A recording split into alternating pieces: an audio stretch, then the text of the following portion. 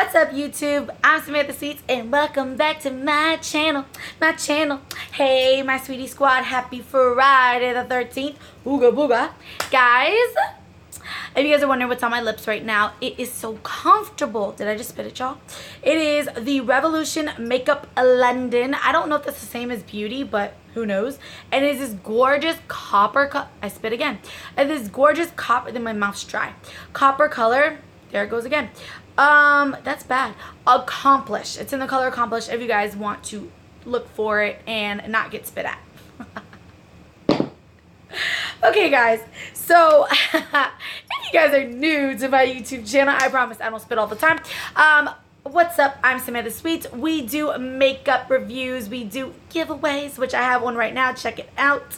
Rules are very simple. All you have to do is like and love on my video, be subscribed to my channel, and comment down below of that video what your favorite movie is. And of course, share it to your friends because your friend knows somebody that knows somebody that knows somebody that knows somebody's.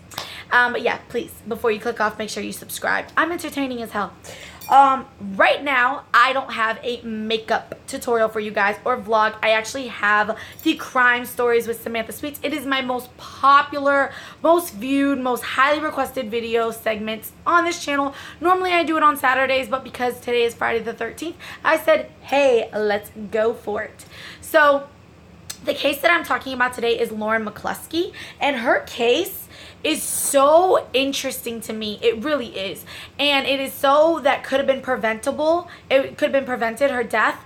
And it's so sad in so many different aspects. So we're going to get into that. But what's so crazy about the case is that I actually was going to do this case 3 months ago. And I said, no, I'll do a different one. I'll do something else or whatever. So yesterday, which was Thursday, I decided to do a little research just to like get, back in my head of what I remember about the case. And I found out they just finished the case. They just found another freaking explosion. Was that smoking gun smoke, whatever you call it when you're talking about it, bombshell in the case. And it was literally Wednesday when that person went to court. So we're going to get all into this in the video. It might be a two-parter. It will still be on the same video though. It's just because my video phone don't want to record like that.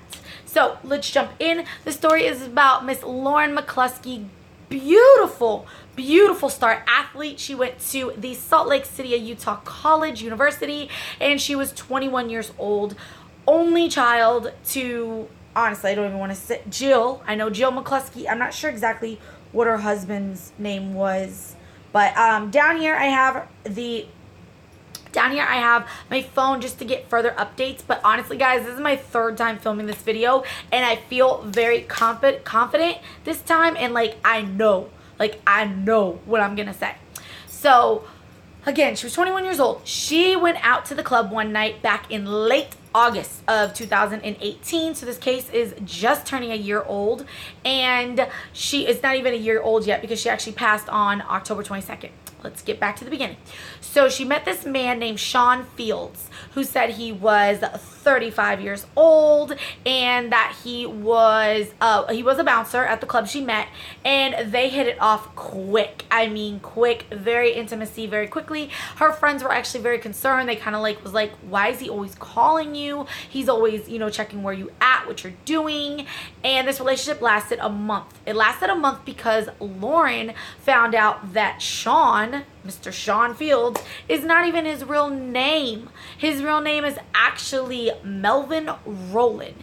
And he is not 25 years old. He is 37 years old and a registered sex offender. Back in 2014, Mr. Rowland was arrested for trying to have sex with a 13-year-old. So, ew. And, oh my God, why even let the animal loose? So he was out on parole, and unfortunately, Lauren met him. This case is just, I'm getting anxiety talking about it because you guys are going to be like this at the end of the video. Your mouth is going to be like that. I promise you. So, anyways, like I said, this relationship only lasted 1 month. Like, she was very smitten by, we're not going to call him Sean anymore because we know now his name is Melvin. She was very smitten by him, but immediately when she found out, she was like, no, we're done. She broke up with him on October 8th, 2018. On October 9th, she actually still let, we're saying Sean again, she still let Melvin spend the night and borrow her car next day to go run errands. Her mother was very concerned and reached out to campus security and was like, listen, my daughter is going to go retrieve her car later on.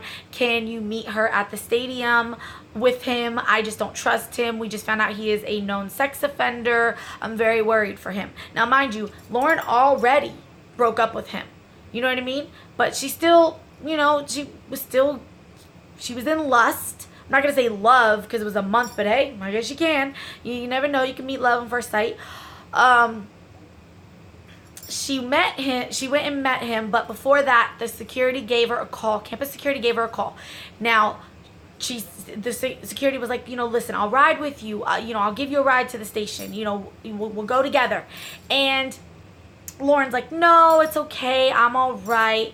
A couple of hours later, Lauren calls back to campus security and says, can you ride with me? So they go to the stadium together. They retrieve her car. Everything is fine. October 9th is the next day. That's when she got her car. October 10th is the next day after that. And that is when he started harassing her, stalking her, text messaging, blowing up her phone uncontrollably. She reached out to campus security and was like, listen, there's this man I've been dating for about a month, and you can listen to the recordings. I'm going to leave the link in the description box below. Go watch that video. Your mind will be blown. And she reaches out to campus security 20 times. They break up on October 8th. She's dead on October 22nd. That's not a long time, guys. That's not. It's, what, 2.5 weeks? So, again, anxiety's risen. He starts emailing her from another account stating that he is going to extort her and he is going to post nudity, intimate pictures of them all over the internet, all over everywhere. Basically, like I told you, she was a scholarship track star. Like, she was made for this. She was an amazing hurdler, lunger, leaper, the thingy with the pole vault. That's what it is, pole vault. Amazing. You should watch her videos. Oh my god, the girl was beautiful, okay, and so athletic. Oh my gosh, just a star taken so soon. So we're on October 12th, right? October 12th.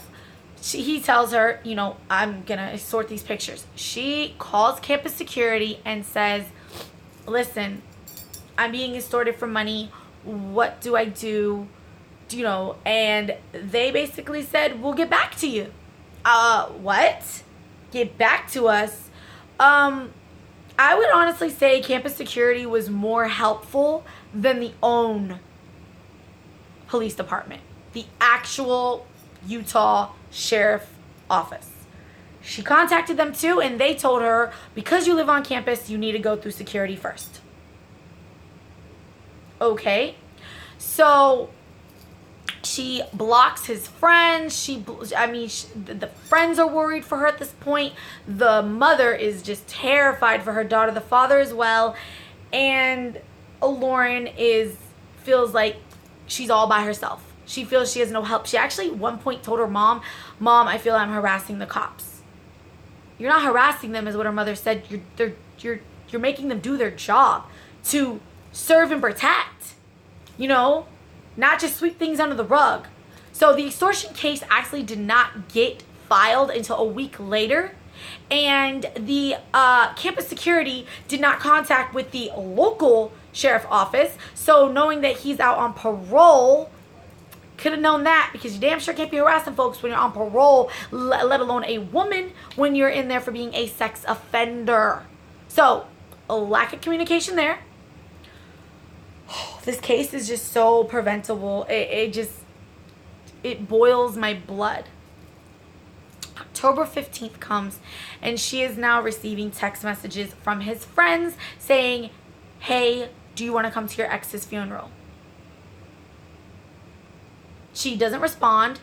she contacts security again and says, listen, I feel they're trying to lure me out. She already paid the $1,000 to him, because when she tried to get her money back, the bank said that, oh, you paid this voluntarily. It was still extortion. Here's the email right here that shows I was extorted, and you're still gonna make me pay this bastard? And again, you say, oh, I even have the 911 call. It says to campus security, you know, I don't know what more to do. You know, what can I do? At this point, she contacts the sheriff's office again, and she tells them about everything that's going on. She paid the $1,000. He's still harassing her. He's still stalking her. She's fearing for her life. They tell her, okay, we'll send an officer out there to talk to you, and we'll also go make arrest on him. They never made an arrest, and they never met with Lauren. On October 19th, she calls security again to get an update, to find out, listen, has he been arrested? Is he going to be arrested? I am fearing for my safety. They say that they're going to get back to her. Unfortunately, they took too long.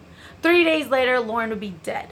On October 22nd, she was coming home from class around 8 o'clock, I want to say, around 7:35, 8-ish, and she was walking to her car, and she was on the phone with her mother, and the last words her mother heard her daughter say was, no, no, no, no, and the phone didn't go dead, but the mother didn't know if she had been in a car accident or what had occurred.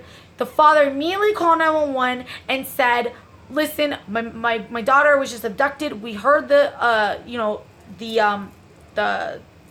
what's the word I'm looking for? We heard the struggle over the phone. Please send cops to the campus security.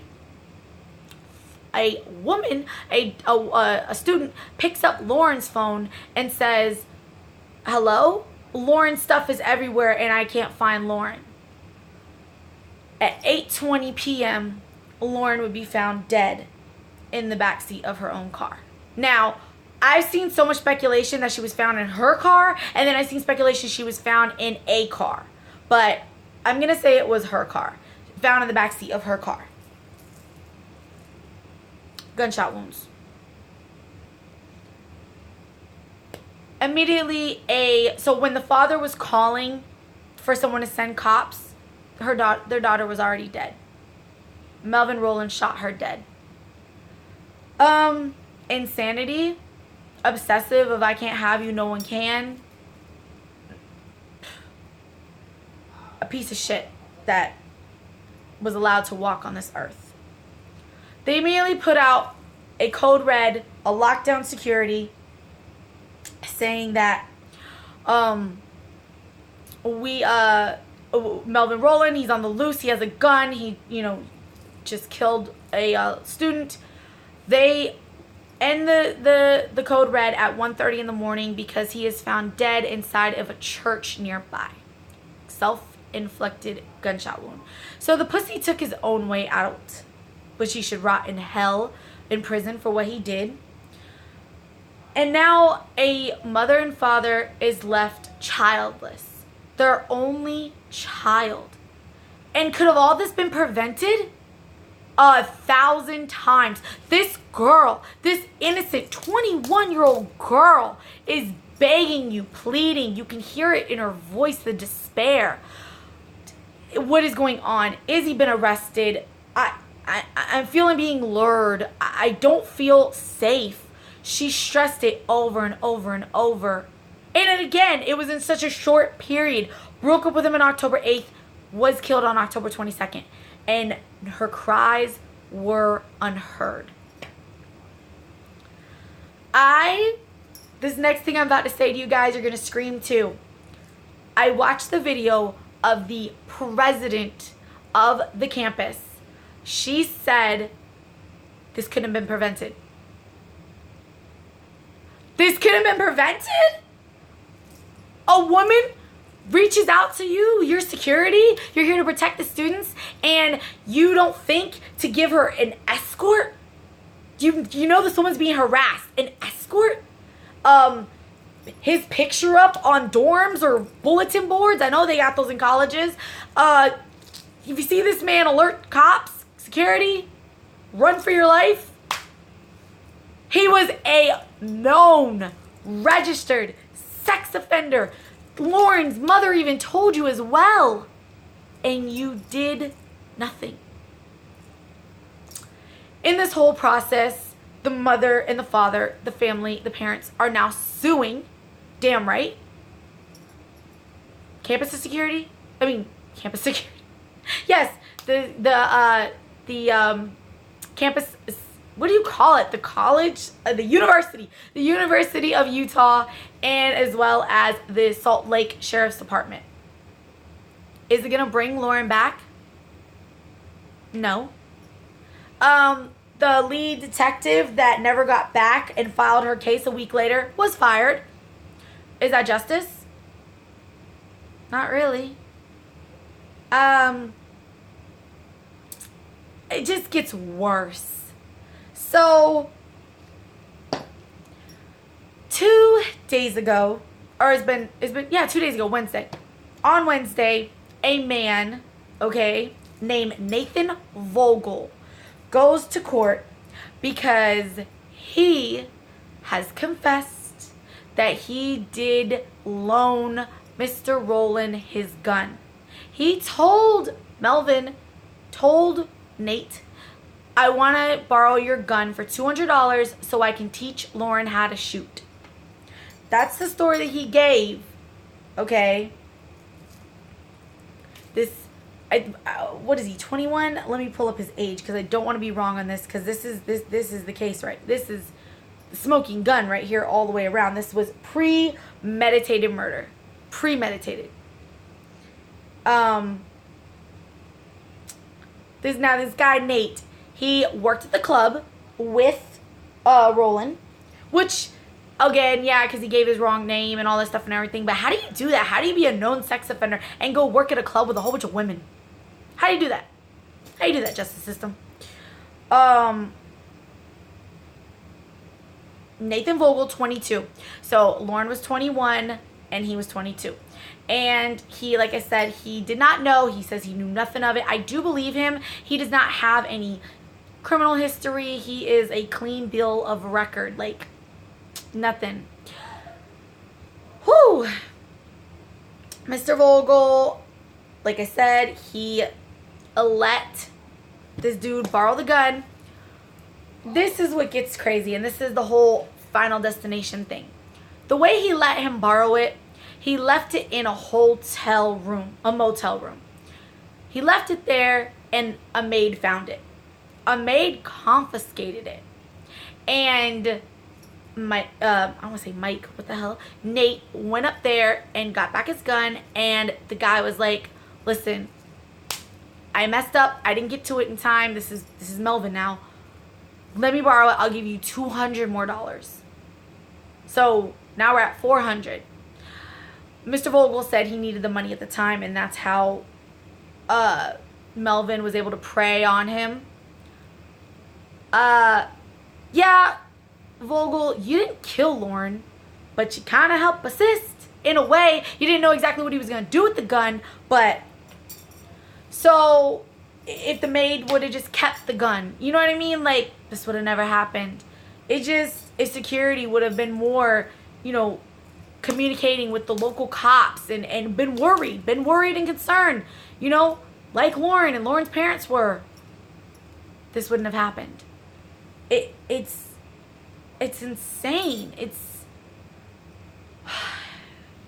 It's appalling is the word that I have. So Nate Vogel, the one that had the gun, he cried in court. He apologized to the family. Basically, he's been very cooperative. He will serve, let me see here, because I have his thing right here. I was reading this actually on the way home. On September 11th, 2019, He pled guilty to lying about buying a firearm used to kill college athlete Lauren McCluskey because he did buy it from, I think he had his girlfriend buy it for him or something. Let's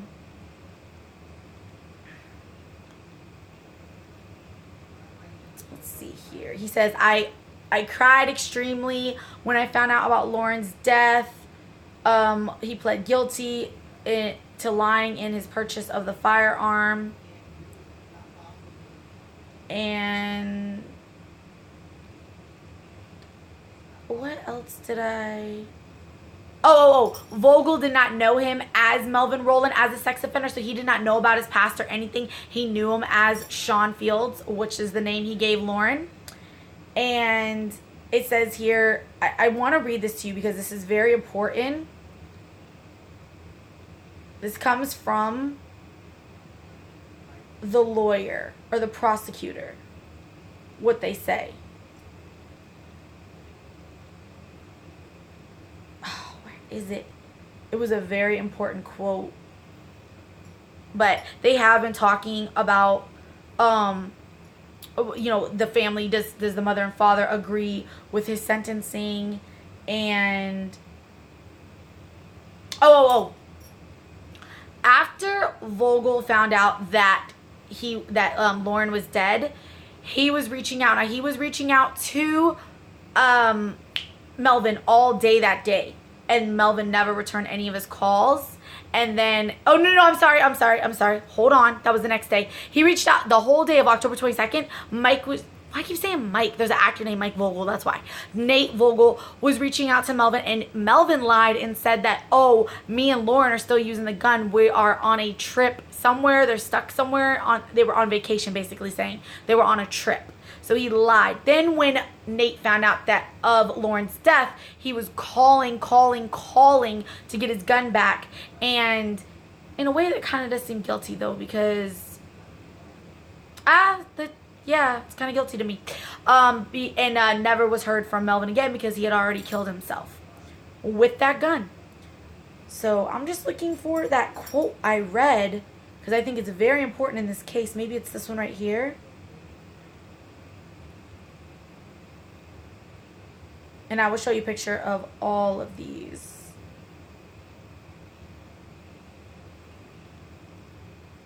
Okay, yeah. He told that him and McCluskey were stuck in Moab. I don't know what Moab is, but that's where they were using the gun, I guess. And I'm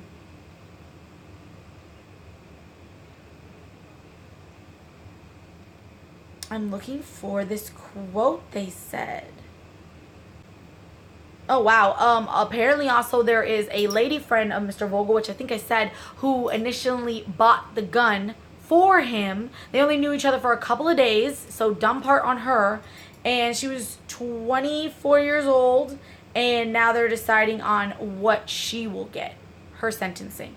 She's not going to get, like, death or anything like that or accessory, but she'll get something. Okay. I don't think he had an intent to have Mrs. McCluskey murdered, Equestis said. That's the prosecutor. But this goes to show you that when you obtain a gun illegally, they always end up in the wrong hands and tragic events occur. But that's still not the quote that I read that I was like, oh, this is kind of upsetting me right now because it was important. But, McCluskey's family did agree to the plea deal, though, and they declined to comment. But he will serve, the lady, the girl, she will serve 18 months, and Vogel will do... They struck a deal because he was so cooperative. 3 years of probation with, if he does be released, it's with supervision. So that just goes to show you, like, he had no criminal history, and that's what he gets. It just keeps showing me the same quote. I don't know, guys. It's kind of upsetting me right now because I really wanted to tell you guys the quote, but I cannot find it for some reason. But anyways, back to the case. Like I said, Lauren's cries were unanswered. They were unheard. I just feel this whole thing could have been prevented. Why